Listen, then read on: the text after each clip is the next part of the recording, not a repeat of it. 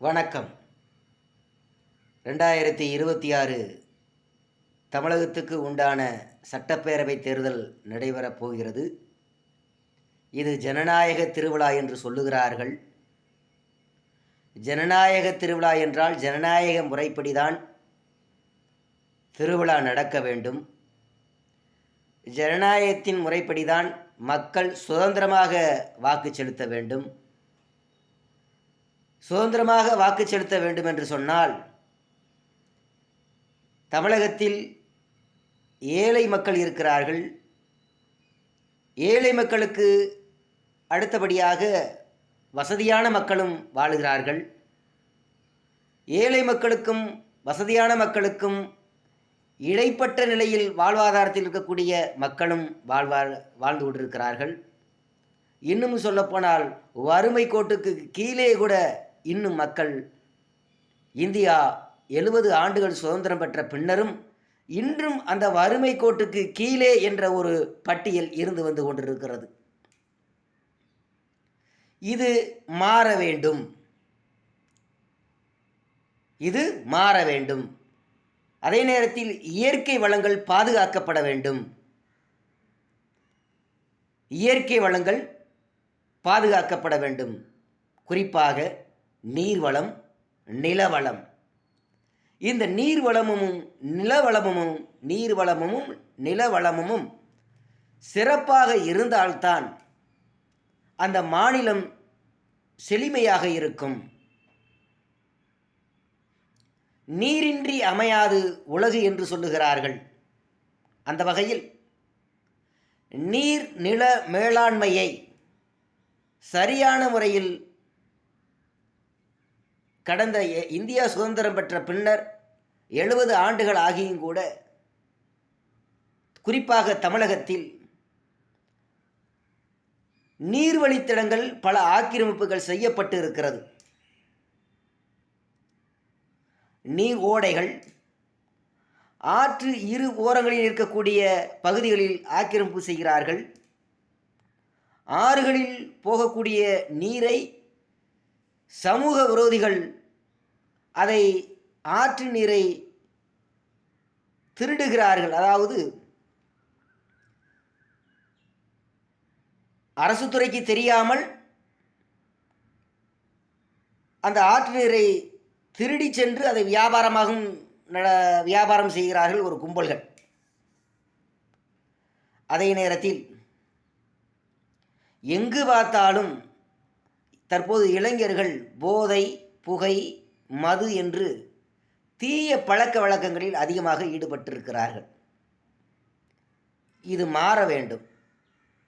தமிழகத்தில் குறிப்பாக போதை பழக்க வழக்கங்களில் ஒருபொழுதும் இந்த இளைஞர்களை ஈடுபடுத்தக்கூடாது. இந்த இளைஞர்களை அந்த பழிக்கே சென்றுக்க விட்டுருக்க கூடாது. தமிழகத்தில் இருக்கக்கூடிய அரசு துறையில் பணிபுரியக்கூடிய அதிகாரிகளுக்கு பொறுப்புணர்வு இல்லை என்பதுதான் இதனுடைய திட்டவட்ட வெளிச்சமாக இருக்கிறது. மக்களுக்கு போதிய விழிப்புணர்வு செய்யவில்லை. மணமகிழ் மன்றம் என்று ஒவ்வொரு பகுதியிலும் திறந்து காலையில் பணிக்கு செல்பவர்கள் கூட மது அருந்தித்தான் பணிக்கு செல்லுகிறக்கூடிய அவல நிலை தமிழகத்தில் தற்பொழுது அதிகமாக இருக்கிறது. ஆகையினால் இந்த தமிழகத்திற்கு நிரந்தர பூரண மதுவிலக்கை அமல்படுத்த வேண்டும் அப்படின்னு யாராவது தேர்தல் நிற்கக்கூடிய வேட்பாளர்கள் யாராவது சொல்கிறாங்கன்னு பார்த்தீங்கன்னா, இப்போ வரையும் பிரதான அரசியல் கட்சிகள் எந்த அரசியல் கட்சியிலுமே பூரண மதுவிலக்கு வேண்டும் அப்படின்னு யாருமே சொல்லலை. அந்த சொல்லாதனுடைய விஷயம் என்ன என்று பார்த்தால், பூனைக்குட்டி தற்பொழுது வெளியே வருகிறது. பூனைக்குட்டியினுடைய அந்த கேரக்டர் தெரிகிறது அப்படின்றது தான் தெரியுது. அப்போ ஜனநாயக திருவிழா என்று சொல்லுகிறார்கள். அந்த ஜனநாயக திருவிழாவில் அவர்கள் செய்ய வேண்டிய செயலை சரியாக செய்யாமல் இளைஞர்களை, அதாவது வறுமையில் இருக்கக்கூடிய இளைஞர்களை அவர்களுடைய பணத்தின் மூலம் வீழ்த்தி விடுகிறார்கள். அவர்கள் அந்த சொற்ப காசுக்காக வேண்டி மது பிரியருக்கு போய் பிரியாணி அது இதுன்னு சாப்பிட்டுட்டு அவங்களுடைய ஜனநாயகத்திற்கு உண்டான மக்களினுடைய உரிமையை கேட்பதற்கு அவர்களுக்கு உரிமை இல்லாமல் போய்விடுகிறது.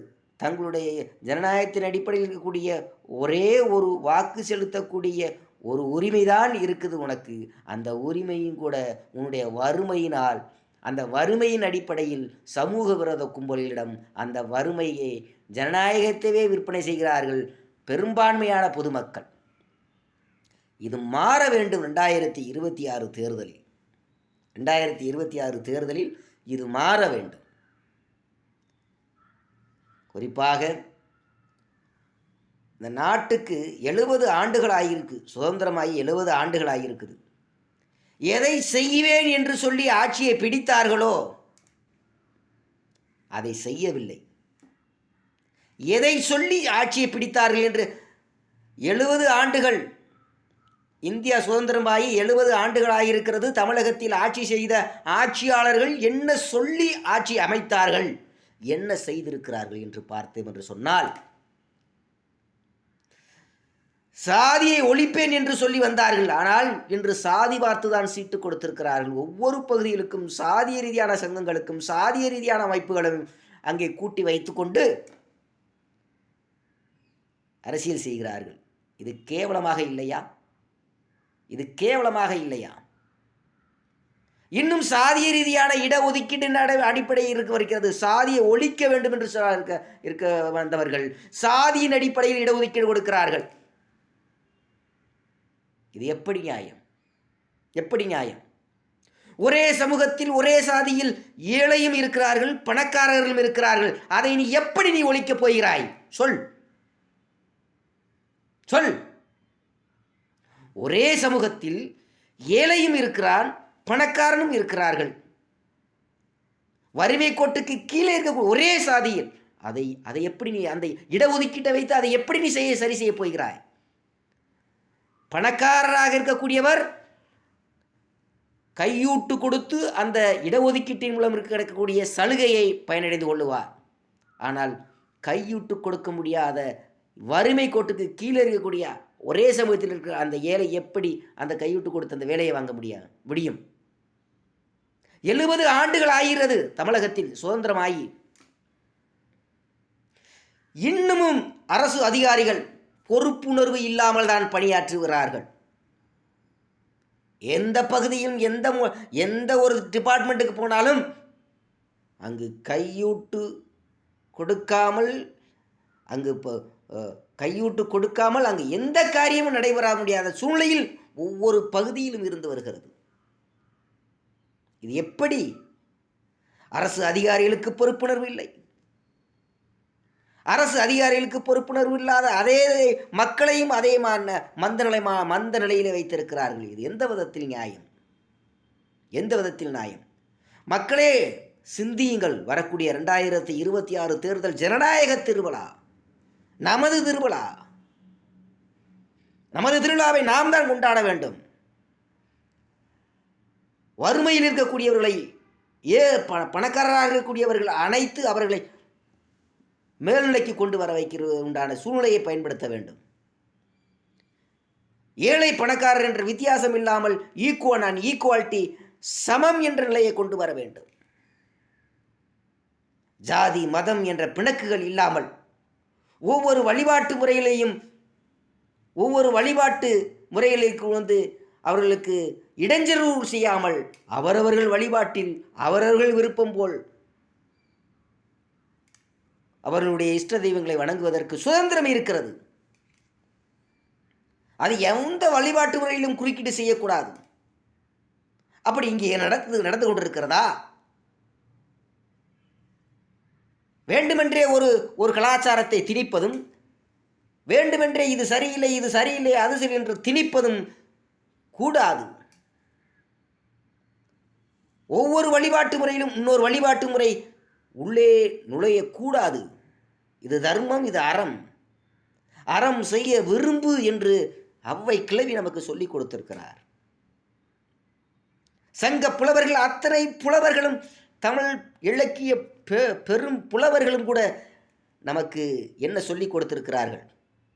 அன்பு செய்ய வேண்டும், அன்பு செய்ய வேண்டும் என்று தான் சொல்லி கொடுத்திருக்கிறார்களே தவிர சண்டை போடு என்று யாரும் ஒரு புலவருமோ ஒரு பெரும் எந்த ஒரு இலக்கிய வேந்தர்களும் கூட அப்படி சொல்லவே இல்லை. கடந்த 5 வருடங்களாக சாதிய ரீதியான ஆணவ படுகொலைகள் எண்ணற்ற ஏராளம். அதை 70 ஆண்டுகளாக ஆட்சி செய்த ஆட்சியாளர்கள் அதை கண்டும் காணாமல் பாதிக்கப்பட்ட மக்களுக்கு உரிமையை பெற்றுக் கொடுக்காமல் இன்று வரை இருந்துவிட்டு இன்று 2026 தேர்தல் நேரத்தில் மீண்டும் அந்த மக்களை சந்திக்கப் போகிறார் என்று சொன்னால் எவ்வளவு பெரிய ஒரு சமூக விரோத செயல்கள் என்று பார்த்தால் மிகப்பெரிய சமூக விரோத செயலாக இருந்து வருகிறது. இது நடக்கக்கூடாது. இந்த 2026 தேர்தலில் அது மாதிரியான சமூக விரோத கும்பல்களுக்கு மக்கள் சரியான பாடத்தை புகட்ட வேண்டும். சமூக விரோத செயலை செய்யக்கூடியவர்கள் யாராயிருந்தாலும் ஜனநாயகத்திற்கு எதிரானவர்கள் என்பதைத்தான் உங்கள் கவிஞர் வைகை வீர குணசேகர பாண்டியர் குடும்பனார் சொல்லுகிறேன். வறுமையில் இருக்கக்கூடிய ஏழை மக்களை வசதி படைத்த சமூக விரோத கும்பல்கள் மூலம் அந்த பணத்தின் மூலம் வறுமையில் இருக்கக்கூடிய மக்களை விலைக்கு வாங்கப்படுகிறார்கள். அது வரக்கூடிய 2026 தடுத்து நிறுத்தப்பட வேண்டும். அது அரசு அதிகாரிகளுக்கு பொறுப்புணர்வு இருக்க வேண்டும். அதே நேரத்தில் மக்களுக்கும் பொறுப்புணர்வு வேண்டும். இது ஜனநாயக திருவிழா. ஜனநாயக திருவிழாவை நாம் அதை காக்க வேண்டிய கடமை நமக்கு இருக்கிறது. நாம் இந்திய குடிமகன், நான் ஒரு இந்தியன், இந்திய குடிமகன். வேற்றுமையில் ஒற்றுமையாக இருந்து வருகிறோம். அதில் சாதிய ரீதியாகவும் மத ரீதியாகவும் பிரிவினைவாத அரசியலாக சக்தியாக இங்கு உருவெடுத்து மக்களை துண்டாடுகிறார்கள். அது இந்த வரக்கூடிய 2026 தேர்தலில் அறவே நீர்த்து போக செய்ய வேண்டிய கடமை தேசத்தை நேசிக்கக்கூடிய இந்திய தேசத்தை நேசிக்கக்கூடிய ஒவ்வொரு இந்திய குடிமகனுக்கும் அந்த கடமை இருக்க வேண்டும். மது, போதை, புகை போன்ற தீய பழக்க வழக்கங்கள் ஒருபோதும் இருக்கக்கூடாது. அதற்குண்டான வீழ்ச்சியாகத்தான் இந்த 2026 தேர்தல் இருக்க வேண்டும் என்று இளைஞர்கள் அணிதிரள வேண்டும். இந்த சமூக விரோத கும்பல்களுக்கு சரியான பாடத்தை புகட்ட வேண்டிய காலம் 2026 தேர்தலாக இருக்க வேண்டும் என்று சொல்லி அனைத்து பொதுமக்களும் தவறாமல் ஜனநாயக கடமையை ஆற்ற வேண்டும். ஓட்டு உரிமை நமது உரிமை. நமது ஜனநாயக திருவிழாவை நாம் தான் சிறப்பாக கொண்டாட வேண்டும். அது பணத்திற்கான திருவிழாவாக இருக்கக்கூடாது. எந்த சமூக விரோத கும்பல்களும் ஊருக்குள் நுழைந்து பணப்பட்டுவாடா செய்தால் அந்த சமூக விரோத கும்பல்களை அடித்து நொறுக்கி வெளியே விரட்டப்பட வேண்டும். அவன்தான் உண்மையான இந்திய தேசப்பற்றாளன். வறுமையில் இருக்கக்கூடிய மக்களை 70 ஆண்டுகளாகியும் இன்னும் அந்த வறுமை கோடு என்ற பட்டியல் எதற்கடா இருக்கிறது? ஈக்குவல் அண்ட் ஈக்குவாலிட்டி, அனைத்து மக்களும் சமம், ஏற்றத்தாழ்வில்லாத சமூகம் இருக்க வேண்டும். பொருளாதாரத்தில் யார் பின்தங்கி இருக்கிறார்களோ அவர்களை முன்னேற்றுவதற்குண்டான செயலாகத்தான் இருக்க வேண்டும். இந்த 2026 தேர்தலில் ஒரே சமூகத்தில் ஏழையும் இருக்கிறார்கள், பணக்காரரும் இருக்கிறார்கள். இடஒதுக்கீடு என்பது ஏழைக்கும் பணக்காரருக்கும் ஒரே சமூகத்தில் எப்படி போய் சேருகும் என்பதுதான். ஏனால் சமூக விரோதிகள், அரசு துறையில் பணிபுரியக்கூடிய அதிகாரிகள் பெரும்பாலும்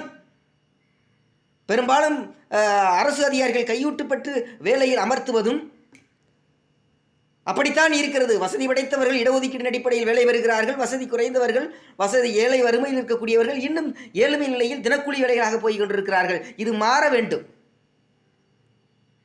இது மாற வேண்டும். அரசு அதிகாரிகளே, நீங்கள் இந்திய தேசத்தை நீங்கள் நேசியுங்கள். உங்களுக்கு மக்களிடம் நீங்கள் வரி பணத்தின் மூலம் நீங்கள் ஊதியம் பெறுகிறீர்கள். மக்களுக்கு உண்டான சேவையை நீங்கள் செய்யுங்கள். அதிகம் நீங்கள் ஆசைப்படாதீர்கள். எந்த அரசு துறை அதிகாரியாக இருந்தாலும், அரசு துறையில் பணியேறக்கூடிய அதிகாரிகள் யாராக இருந்தாலும் மக்களிடம் வரி பணத்தில் நீங்கள் சம்பளம் ஊதியம் வாங்குகிறீர்கள். இதில் மக்களுக்குத்தான் சேவை செய்ய வேண்டும் என்ற நோக்கம் உங்களுக்கு இருக்க வேண்டும். அது ஜாதிய ரீதியானோ மத ரீதியானோ ஜாதிய ரீதியான ஒரு அடையாளத்திலேயோ மத ரீதியான ஒரு அடையாளத்திலேயோ நீங்கள் ஒன் சைடாக சென்று நீங்கள் ஒருவருக்கு ஆதரவு நிலைப்பாட்டில் தன் சமூகம் முன்னேற வேண்டும், தன் வழிபாட்டில் இருக்கக்கூடியவர்கள் முன்னேற வேண்டும் என்று சொல்லி கையூட்டு கொடுத்து அந்த ஜனநாயகத்தின் அடிப்படையில் வேலையில் அமர்ந்து கொண்டு ஜனநாயகத்திற்கு எதிரான முறையில் அங்கே வேலை வாய்ப்பில் அமர்த்தப்படுவது தவறு. அது மாதிரி தான் நிறைய நடந்து கொண்டு வருகிறது. ஒரு பியூன் போஸ்ட்டுக்கு போனால் கூட 5 லட்சம் 3 லட்சம் 4 லட்சம் ஓஏ போஸ்ட்டு, ஓட்டுநர்கள். நானும் பல வாக்கள் விசாரிக்கிறேன். நான் எல்லாம் கைவிட்டு கொடுத்து தான் பணம் இல்லாமல் அது எப்படித்தான் அந்த கையூட்டுகள் வாங்குகிறார்கள், எப்படித்தான் அரசு பணிகள் வாங்குகிறார்கள் தெரியவில்லை. அது நடக்கக்கூடாது. இந்திய தேசத்தை நேசிக்கக்கூடியவர்கள் மக்கள் அந்த வறுமை கோட்டுக்கு கீழே இருக்கின்ற அந்த பட்டியல் இருக்கக்கூடாது.